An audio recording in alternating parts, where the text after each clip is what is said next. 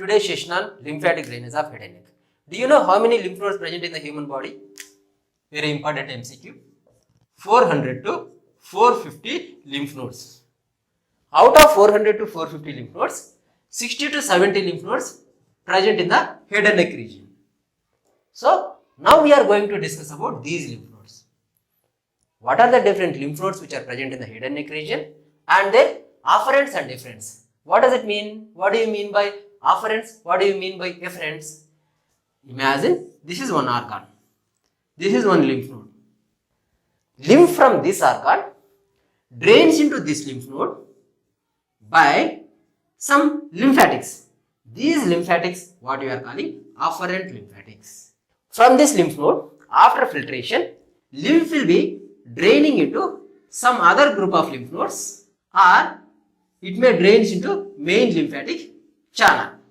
These lymphatics, what we are calling efferent lymphatics. That means lymph drained from this lymph node to this lymph nodes or into the main trunk by some lymphatic channels.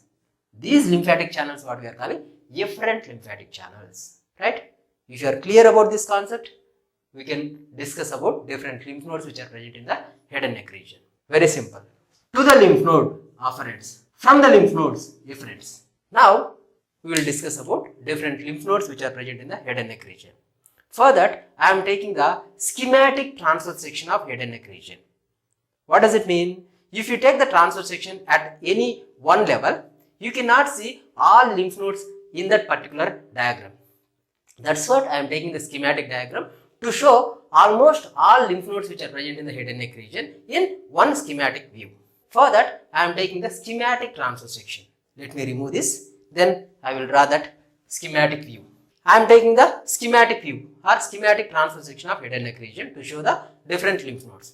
Actually, lymph nodes in the head and neck region arranged in the two circles. One is outer circle or outer ring, inner circle or inner ring. And one more ring will be there, that is submucosal lymphoid ring. But it is not made up of lymph nodes. It is made up of lymphoid tissue. So, I am going to show those three rings. One ring is innermost, that means submucosal lymphoid ring, and two more rings, they are made up of lymph nodes. Here I am taking nasopharynx, schematic view of nasopharynx. So if it is schematic view of nasopharynx, nasopharynx on either side opened by two tubes. What are these? Auditory tube. So this is one auditory tube and this is another auditory tube. And this is the roof of oral cavity. What is the roof of oral cavity? Palate. So imagine this is palate. Below the palate, what will be there? Oral cavity. That means here we can draw tongue.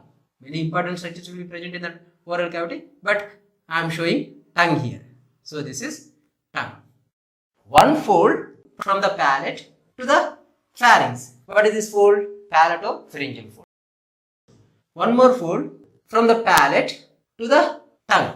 That fold what we are calling palatoglossal fold. Of course, you must be aware of it. Here, tongue will be divided into anterior 2/3 and posterior 1/3. Let me draw this side also. This is palatopharyngeal fold and this is palatoglossal fold. You must be aware of it. In between the palatoglossal fold and palatopharyngeal fold, there will be one fossa. That fossa what we are calling palatine fossa. Within that palatine fossa, you can find the lymphoid aggregation. This lymphoid aggregation what we are calling palatine tonsil. So this is palatine tonsil.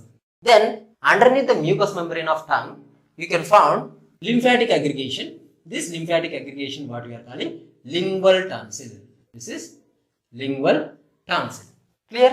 In relation with auditory tube, you can find another lymphoid aggregation on either side. This lymphoid aggregation what we are calling tubal tonsil.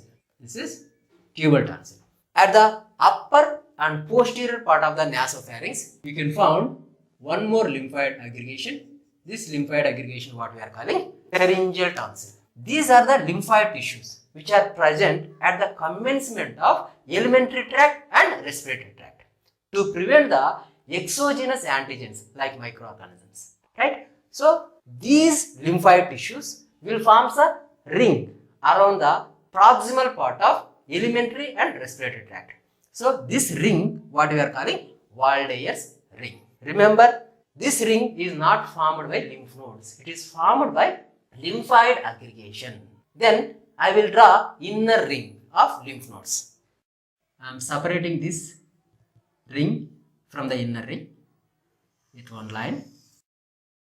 Now we will see inner ring of lymph nodes before the trachea and before the larynx, and on either side of the trachea there will be lymph nodes will be present. Those lymph nodes are pre-laryngeal group of lymph nodes and pre-tracheal lymph nodes. These are pre-laryngeal lymph nodes. These are pre-tracheal lymph nodes. Then on either side or on the flanks of trachea, you can find paratracheal group of lymph nodes. These are paratracheal group of lymph nodes. Then behind the pharynx, you can see some other group of lymph nodes which are present in the retropharyngeal space. Those lymph nodes what we are calling retropharyngeal lymph nodes. These are retropharyngeal lymph nodes. This ring is inner ring. This ring what we are calling inner ring.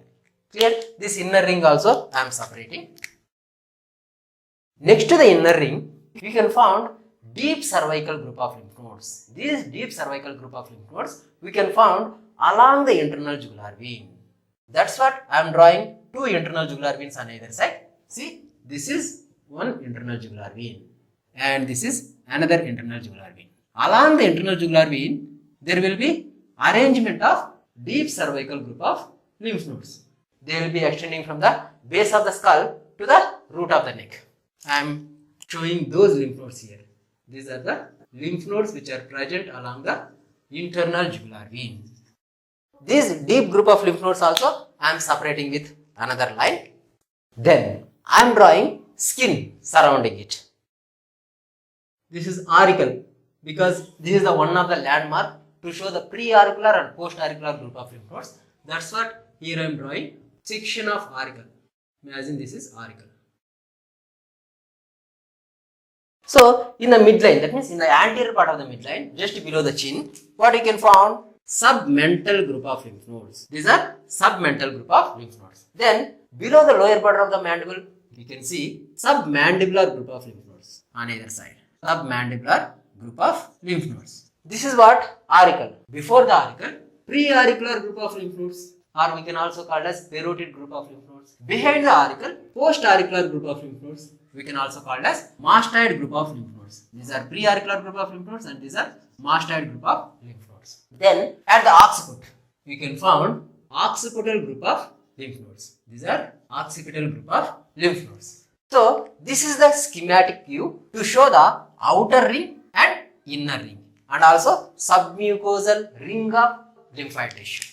This outer ring and inner ring collects the lymph from the different parts of the head and neck, and that lymph either directly or indirectly drains into deep group of lymph nodes. What I am trying to say is total lymph which is draining from the different parts of the head and neck region finally drains into deep cervical group of lymph nodes which are present along the internal jugular vein. Clear? Let me show you schematically how they will be draining into the deep cervical group of lymph nodes. See here, these are submental group of lymph nodes. These submental group of lymph nodes drains into submandibular group of lymph nodes and they will drains directly into the deep cervical group of lymph nodes. That means some lymph drains into submandibular, some lymph drains into deep cervical group of lymph nodes directly.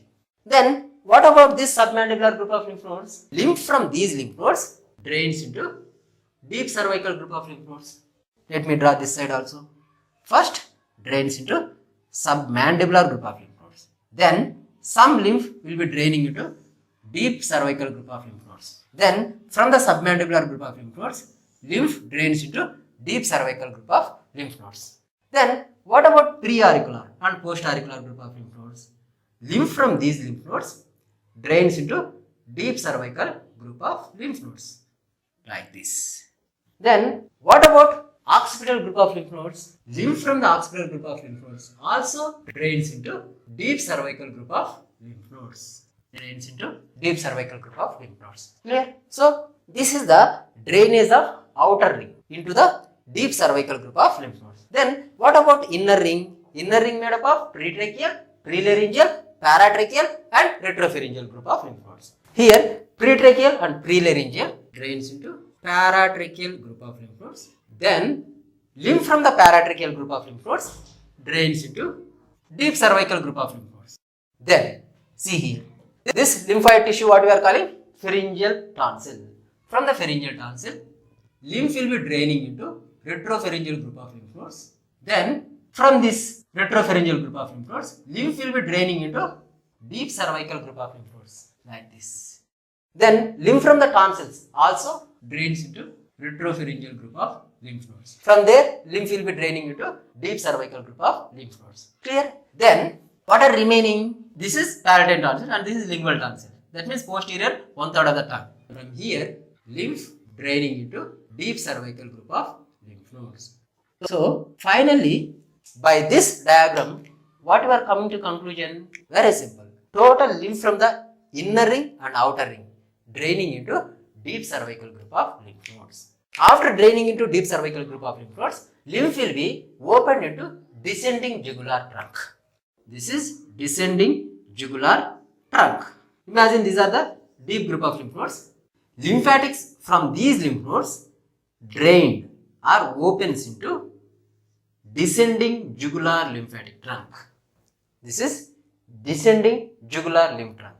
From the deep group, lymph opens into descending jugular lymph trunk. Then this descending jugular lymph trunk opens into junction between the internal jugular vein and subclavian vein, either directly or indirectly. Directly means it will be opening directly at the junction of subclavian vein and also internal jugular vein. At this junction, it is opening. This is internal jugular vein and this is subclavian vein. Of course, these two veins are united and forming the brachiocephalic vein. Clear? So, either it is directly opens into junction between the internal jugular vein and subclavian vein, or it may opens into thoracic duct. You must be aware of it. There will be thoracic duct. This thoracic duct will be opening into the venous system at the junction of internal jugular vein and subclavian vein. So, this jugular lymph trunk opens into thoracic duct in case of left side. Of course, there is one more lymphatic channel which is coming from the upper limbs. This is subclavian lymphatic trunk. So, this is descending jugular lymph trunk and this is subclavian lymph trunk. Both will be opening into the thoracic duct in case of left side. What about in case of right side? See here, this is brachiocephalic vein. This brachiocephalic vein will be crossing the midline and reaching towards the right side. What is this? Internal jugular vein. So here also there will be internal jugular vein. What is this? Subclavian vein. So here also there will be subclavian vein. So internal jugular vein and subclavian vein of right side. Both are uniting at this junction and forming what? Right brachiocephalic vein. So this is right brachiocephalic vein and this is left brachiocephalic vein. Both are uniting and forming superior vena cava. Of course, this superior vena cava opening into right atrium. This is inferior vena cava and this is aorta. Of course, arch of aorta will be giving 3 branches. Clear? At the junction of internal jugular vein and subclavian vein, there will be opening of descending jugular trunk directly, or it may opens into right lymphatic duct. This is right lymphatic duct. That is the final drainage into the venous system. Now we will discuss about deep cervical group of lymph nodes, how they are arranged along the internal jugular vein and what are the different important lymph nodes, because some MCQs are there related to that. So you have to remember those things. Let me remove this, then we will discuss about deep cervical group of lymph nodes, how they are arranged along the internal jugular vein. I am taking the side view of face along with neck. This is ear and behind the ear you can find the mastoid process. This is mastoid process. Somewhere here you can find the hyoid bone. So this is hyoid bone. Then if you come down, here you can find the sternum in the midline and here clavicle. So this is clavicle. Then you must be aware of it. From the sternum and the clavicle to the mastoid process, there will be one muscle. What is that muscle? Sternocleidomastoid. Sternocleidomastoid. So this is sternocleidomastoid muscle. Actually, if you wanted to see internal jugular vein properly, we have to cut the sternocleidomastoid, right? Then only you can see. That's what I am cutting the sternocleidomastoid here. So I am cutting the sternocleidomastoid at the proximal part and also the distal part. So this is the cut section of sternocleidomastoid. Then you can see the internal jugular vein. So let me draw the internal jugular vein here. This is the internal jugular vein. Then few more structures we have to draw. Here what will be there? Mandible. So here I am drawing mandible. This is mandible and this is the ramus of the mandible and this is the mandibular notch and here head of the mandible. Of course here teeth will be present. Here mental foramen. Above this you can find the tongue. Is it? So let me draw the tongue here. So this is tongue. Of course this is epiglottis. Tongue can be divided into anterior 2/3 and posterior 1/3. So this is anterior 2/3 and this is posterior 1/3. Now we will see one muscle which is attached to the digastric fossa of the mandible. What is that muscle? That muscle what we are calling digastric muscle. This digastric muscle anterior it is attached to the digastric fossa. Then here intermediate tendon. So this is anterior belly of digastric. This is intermediate tendon and this is posterior belly of digastric. These muscles I am deliberately drawing with light colors because I wanted to highlight remaining structures. Here one vein is coming from the face. What is that vein? Facial vein. So facial vein will be coming like this and where it is opening? It is opening into the internal jugular vein. So this is the facial vein. Then from here there will be one muscle is coming down. That muscle is superior belly of omohyoid, then intermediate tendon. This is superior belly of omohyoid. It will be coming down like this and becomes the intermediate tendon. So this is intermediate tendon. This is superior belly of omohyoid and here intermediate tendon. Of course here this is inferior belly of omohyoid. So according to our definition, deep cervical group of lymph nodes present along and around the internal jugular vein. So here I am drawing few lymph nodes which are present along the internal jugular vein. These are the lymph nodes which are present along the internal jugular vein. These lymph nodes what we are calling deep cervical group of lymph nodes. Now we will see few important members of deep cervical group of lymph nodes. See here one triangle is formed here. This triangle is formed by posterior belly of digastric, internal jugular vein and facial vein. So within this triangle few deep cervical group of lymph nodes will be there. Those lymph nodes what we are calling jugulo-digastric lymph node. Right? Now we have to discuss what are the afferents and efferents of these lymph nodes. What are the afferents? Afferents means from where lymph is draining into this lymph node. That means to the lymph node. From where? From the palatine tonsil. Here we know palatine tonsil is present. This one. Here palatine tonsil. Then from the posterior 1/3 of tongue. From the posterior 1/3 of tongue and from the palatine tonsil. Afferents are coming and draining into jugulo-digastric lymph node. Then efferents from jugulo-digastric lymph node draining into the lower deep cervical lymph nodes. Lymph will be draining into lower deep cervical lymph nodes. Clear?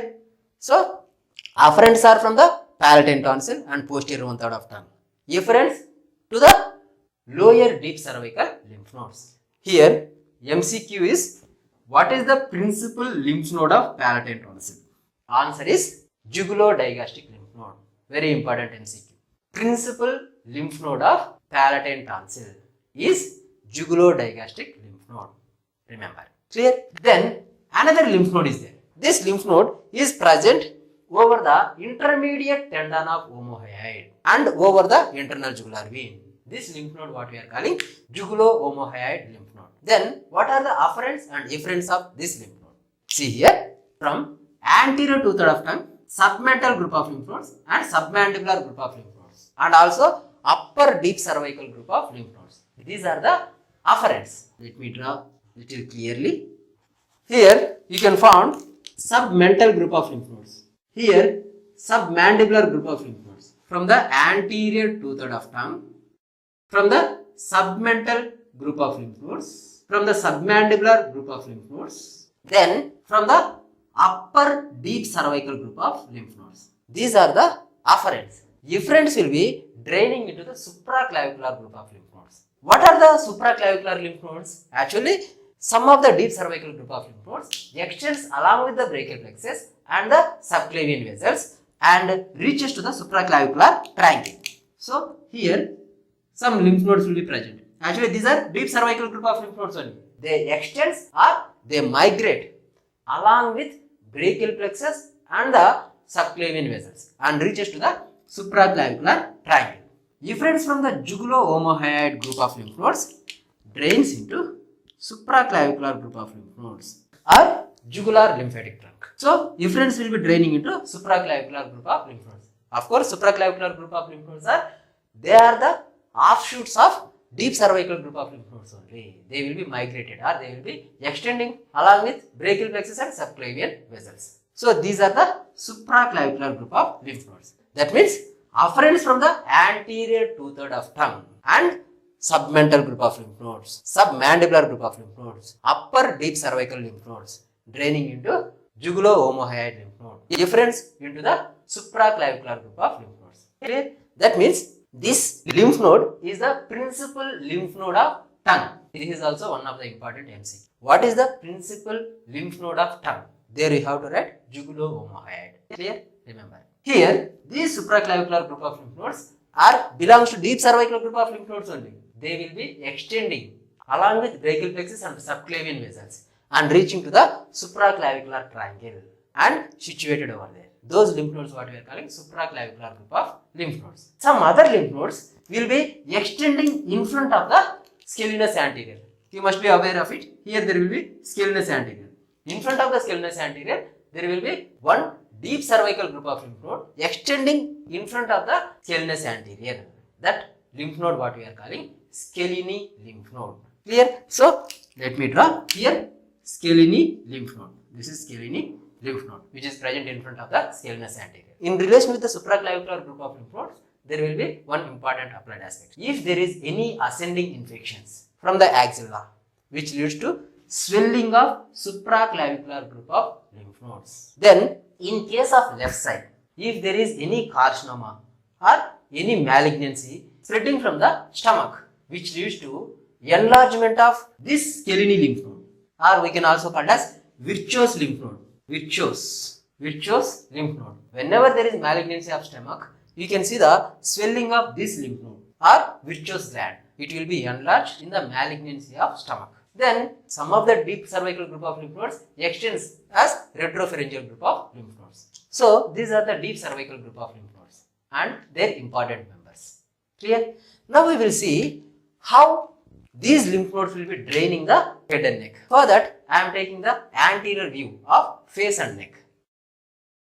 This is the anterior view of face. Now we will see what are the different lymph nodes which are present in the outer ring and what are the different lymph nodes which are present in the inner ring and their afferents and efferents. If you take the lymph nodes which are present in the outer ring, actually these outer ring lymph nodes extending from the chin to the occiput, right? So these are the lymph nodes. See here, submental group of lymph nodes, submandibular group of lymph nodes, submental group of lymph nodes present in the submental triangle, submandibular group of lymph nodes present in the digastric triangle. Here, this is the auricle. Before the auricle, parotid group of lymph nodes. Behind the auricle, mastoid group of lymph nodes. Then, in the occiput, there will be occipital group of lymph nodes. Right? So, these are the outer ring lymph nodes. Right? And few members will be present over the buccinator muscle. So, these lymph node, what we are calling buccal lymph node. Now, we will see what are the afferents of submental group of lymph nodes. You keep two fingers on your lower lip and on the chin like this. Now you tell me what are the structures which are present deep to my two fingers. Middle part of the lower lip. So this part. Then central part of the chin. Then behind the lips what will be there? Both lingual and labial gums opposite to the insert tooth. Then floor of the mouth, tip of the tongue. From these structures, lymph draining into the submental group of lymph nodes. Middle part of the lower lip, central part of the chin, then labial and lingual gums which are opposite to the insert tooth, floor of the mouth, tip of the tongue.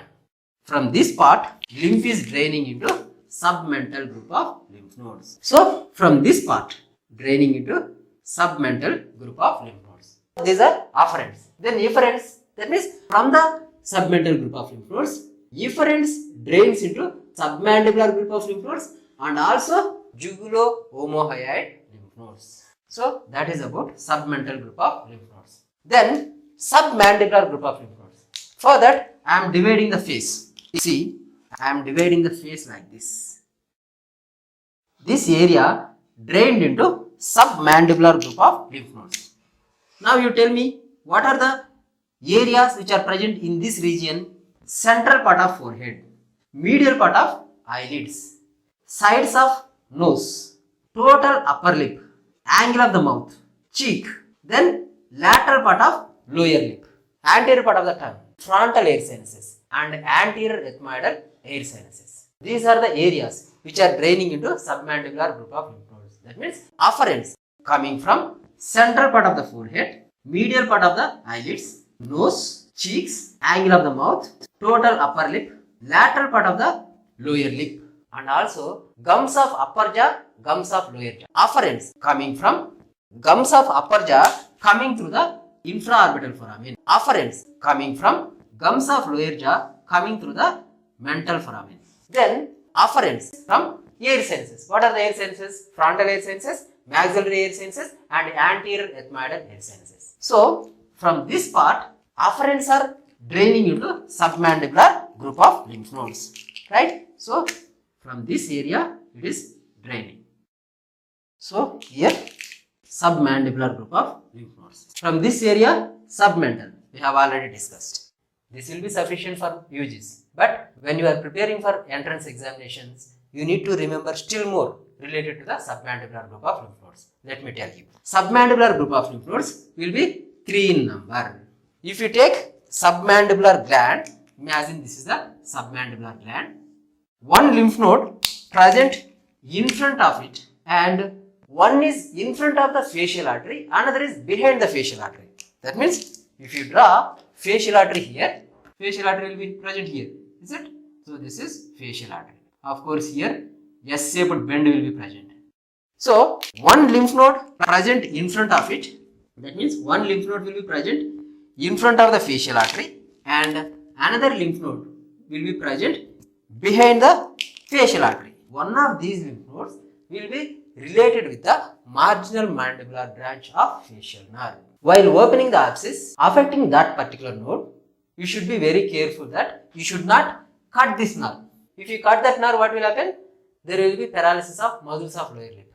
Clear? So that's what you should take care when you are opening the abscess. Then we will discuss about buccal lymph node. Buccal lymph nodes will be present over the buccinator muscle. You must be aware of it. Here one muscle will be there. That muscle what we are calling buccinator muscle. Over the buccinator muscle there will be buccal lymph node. Somewhere here you can find the buccal lymph node. Is it? So I am drawing here. So this is buccal lymph node. Then what are the afferents and efferents of buccal lymph node? Afferents means to the lymph node. So from the lower eyelid and cheek, from this region lymph is draining into buccal lymph node. These are afferents. Then efferents, they drains into upper deep cervical group of lymph nodes. Then if you go for next lymph nodes in the outer ring, parotid group of lymph nodes. See, these are the parotid group of lymph nodes. This parotid group of lymph nodes will be divided into superficial and deep. If you take superficial parotid group of lymph nodes, they drains from this area. What is this area? Lateral part of the eyelids, lateral part of the forehead, temporal region, upper part of lateral aspect of the auricle. Upper part of lateral aspect of the auricle, that means from here, and anterior wall of external acoustic meatus. Here external acoustic meatus is there. So anterior wall of external acoustic meatus. From these areas, afferents are coming to the superficial parotid group of lymph nodes. So very simple. This area, lateral part of the forehead, temporal region, lateral part of eyelids, upper part of lateral surface of auricle, then anterior wall of external acoustic meatus. These are the afferents to the preauricular group of lymph nodes. Then efferents drains into upper deep cervical group of lymph nodes. Upper deep cervical group of lymph nodes. Here we have discussed about superficial parotid group of lymph nodes. Now we will discuss about deep parotid group of lymph nodes. Deep parotid group of lymph nodes having afferents from posterior part of the nasal cavity, nasopharynx and tympanic cavity. From those areas, afferents are coming to deep parotid group of lymph nodes. Then efferents will be draining into upper deep cervical group of lymph nodes. Clear? So that is about parotid group of lymph nodes. Then what is this? Mastoid group of lymph nodes, or we can also call as post-auricular group of lymph nodes. Where they are present? They are present over the sternocleidomastoid, otherwise upper part of the sternocleidomastoid, and deep to the muscle. What is the muscle which is present posterior to the auricle?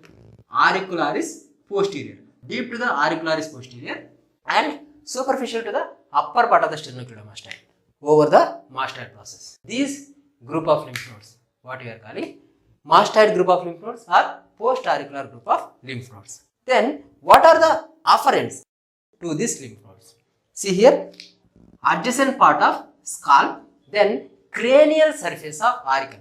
See, if you take the auricle, it will be having the two surfaces. One is outer surface, another is inner surface. This inner surface what we are calling cranial surface, right? So from the scalp and also from the cranial surface of auricle and also posterior wall of external acoustic meatus. These are the three regions, remember.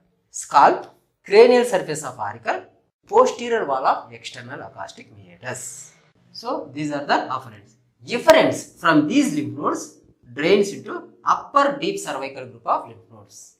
Upper deep cervical group of lymph nodes. So this is about post-auricular group of lymph nodes or mastoid group of lymph nodes. Then what are these lymph nodes? Occipital group of lymph nodes. Where they are present? They are present at the apex of posterior triangle over the trapezius muscle. They are present over the trapezius muscle. These lymph nodes are present along with occipital artery, right? So here occipital artery will be present. Then what are the afferents of these lymph nodes? See, from the scalp, from the posterior aspect of the scalp. Then efferents. See here, efferents from these lymph nodes runs along the posterior border of the sternocleidomastoid. They drains into supraclavicular group of lymph nodes. They drains into supraclavicular group of lymph nodes. That means efferents from the occipital group of lymph nodes drains into supraclavicular group of lymph nodes. Those lymphatics will be running along the posterior border of sternocleidomastoid. Clear? This is about occipital group of lymph nodes. Then you will see some other lymph nodes which are present superficial to the sternocleidomastoid in relation with the external jugular vein. So if you take external jugular vein, this external jugular vein will be present over the sternocleidomastoid. Along this vein, you can find some lymph nodes. These lymph nodes, what we are calling superficial cervical lymph nodes. What are these? Superficial cervical lymph nodes. Then, what are the afferents to these lymph nodes? That means, from where lymph is draining into the superficial cervical lymph nodes. Actually, these superficial cervical lymph nodes are offshoots of outer ring only. Outer ring of lymph nodes will be extended over the sternocleidomastoid. Okay, if you wanted to say specifically, these are the offshoots of parotid group of lymph nodes. Afferents of these lymph nodes are draining from lobule of ear, lower part of the parotid gland, floor of external acoustic meatus. Very simple. You keep the hand like this. Whatever the area which is covered by this hand, that area is drained by superficial cervical lymph nodes. Right? What are the areas? See here, lobule of ear, angle of the mandible, lower part of the parotid gland. Right? And also floor of external acoustic meatus. You keep the hand like this. Right? I am keeping the hand like this. Then I am telling that, see, lobule is there, floor of the external acoustic meatus, angle of the mandible, and the lower part of parotid gland. So these areas drained into where? Superficial cervical lymph nodes. Then some other lymph nodes which are present along the anterior jugular vein. Here anterior jugular veins will be there. So along the anterior jugular vein there will be some lymph nodes are present. These lymph nodes what we are calling anterior cervical lymph nodes. These anterior cervical lymph nodes are extended and forms the suprasternal group of lymph nodes also. In the suprasternal space, you can find some lymph node. Those lymph nodes are belongs to anterior cervical lymph nodes only. These are the lymph nodes which are present along the anterior jugular vein. the anterior triangle below the hyoid bone drained into anterior cervical lymph nodes. So these are the afferents of anterior cervical lymph nodes. Then what are the efferents? From here, lymph will be draining into lower deep cervical group of lymph nodes. Of course, this superficial cervical lymph nodes also drains into lower deep cervical lymph nodes only. So this is about outer ring. Then we will discuss about inner ring. It's very easy. See here, pretracheal and prelaryngeal. We know that there is thyroid cartilage. Just below the thyroid cartilage, cricoid cartilage is there. In between these two cartilages, there will be one membrane. That membrane what we are calling conus elasticus. Over the conus elasticus, prelaryngeal group of lymph nodes will be present. Then over the trachea and above the isthmus of thyroid gland, some lymph nodes will be present. Those lymph nodes what we are calling pretracheal. Prelaryngeal means over the conus elasticus. Pretracheal means over the trachea and above the isthmus of thyroid gland. Those lymph nodes what we are calling pretracheal. Then paratracheal lymph nodes. Paratracheal lymph nodes present on either side of the trachea. That means at the junction of esophagus and trachea, where recurrent laryngeal nerve is ascending up. So along the recurrent laryngeal nerve, there will be paratracheal group of lymph nodes will be present. So these are the pretracheal and these are paratracheal group of lymph nodes. Then what are the afferents to these lymph nodes? Very simple. We know that these lymph nodes present over the trachea. So it is draining from the trachea. We know these lymph nodes present above the isthmus of thyroid gland. So they are draining from the thyroid gland. We know that they are present in between the trachea and esophagus. So they are draining from the esophagus. Then we know that prelaryngeal group of lymph nodes present in front of the larynx. So those lymph nodes are draining the lymph from larynx below the vocal folds. So these are the areas which are drained into prelaryngeal, pretracheal and paratracheal group of lymph nodes. Very simple. Trachea, esophagus, thyroid gland, larynx. So these are the areas drained into the pretracheal, prelaryngeal and paratracheal group of lymph nodes. Then what is remaining here? These are the retropharyngeal group of lymph nodes, right? So these are retropharyngeal group of lymph nodes. These retropharyngeal group of lymph nodes having the afferents and efferents. Now we will see what are the afferents. That means from where lymph is draining into the retropharyngeal group of lymph nodes. See here, first one is pharynx, then palatine tonsil, then palate, posterior part of nasal cavity, then auditory tube or eustachian tube, then tympanic cavity or middle ear cavity, then sphenoidal air sinuses, then posterior ethmoidal air sinuses, clear? So from these areas lymph will be draining into the retropharyngeal group of lymph nodes. Clear? Very simple. Pharynx, palatine tonsil, palate, posterior part of the nasal cavity, auditory tube, tympanic cavity, sphenoidal air sinus, posterior ethmoidal air sinuses. Clear? From these areas lymph will be draining into the retropharyngeal group of lymph nodes. Clear? So now we have completed location, afferents and efferents of outer ring and inner ring of lymph nodes of head and neck. Now we will discuss about applied aspects. In case of carcinoma of mouth and lips, we have to remove all cervical group of lymph nodes along with adjacent structures, right? So this procedure what we are calling radical block dissection. In which area we have to do radical block dissection? Above mandible, below clavicle, anteriorly lateral margins of strap muscles, posteriorly anterior border of trapezius. So this is the area which we have to remove by block dissection. In this procedure, we have to preserve some structures. Those are vagus nerve, carotid arteries, hypoglossal nerve, phrenic nerve, marginal mandibular branch of facial nerve, sympathetic chain. These structures we should be carefully preserved. But sometimes spinal accessory nerve may be sacrificed and we have to remove internal jugular vein. So this is a radical dissection of neck. But in case of severe conditions, along with block dissection, we have to remove affected area also, like removal of mandible and removal of tongue. That operation what we are calling commando operation. So in worst cases, we have to remove tongue, mandible along with block dissection of neck. That operation what we are calling commando operation. So this is about lymphatic drainage of head and neck and its applied aspects. I hope you understood. That's it for this session.